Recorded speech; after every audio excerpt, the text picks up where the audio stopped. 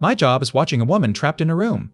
3 years ago, I was looking at local job classifieds when one ad caught my eye. Not because of what it said, but because it said so little. At the time, I was managing a music store, but I'd heard rumors we would be shutting down, so I sent an email to the strange listing.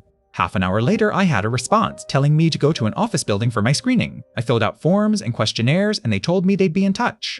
A month later, I got a call saying I moved to the second stage. I met a man named Mr. Solomon who escorted me into a room with 2 monitors and a bolted-down metal box. He described the job: 7 6-hour shifts every week. I would arrive early, put my belongings in a locker, and change into work clothes. Nothing could enter or leave the surveillance room. My job was simple. The monitor on the left would show a live stream from a remote location. I was just to watch.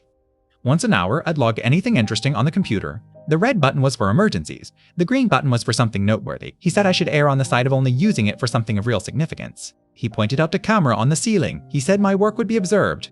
Other people were watching the room on video as well. I was just a redundancy. The pay was very good, $35 an hour. My mother always told me that if something seems too good to be true, it probably is. I asked if I was going to be doing anything illegal. He said no. I asked if anyone was going to get hurt. Again, he shook his head no. He said the work was important and couldn't be discussed. I had to sign papers promising I would never discuss my work there, or I could be sued or locked up. I'm only breaking that now because of everything that's happened. So I took the job. It was a lot of money and seemed like easy work, if a bit boring. I was nervous, but I told myself I'd just have to see. The real room was just like the model: a locker room, a small bathroom, and a water cooler. I had to eat before or after every shift. The left monitor was video from a room. You'd call it a bedroom because it had a bed, but it had other stuff too: a TV, a sofa, chairs, tables. For the first 2 weeks, nothing happened. I just watched the empty room.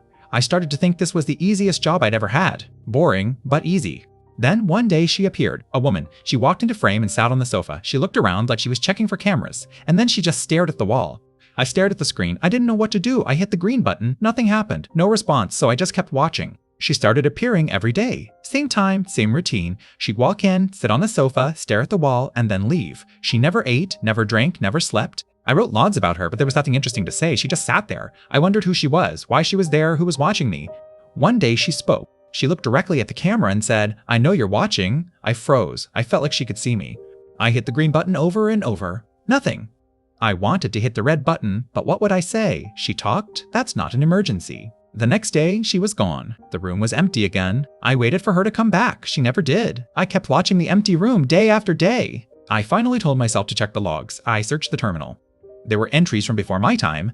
I found a log that read, "Subject 47, lasted 14 days, next subject to be delivered." I'm not watching a woman. I'm not guarding her. She's not the test subject. I am. They're watching how long it takes before I break, and I think I'm almost there.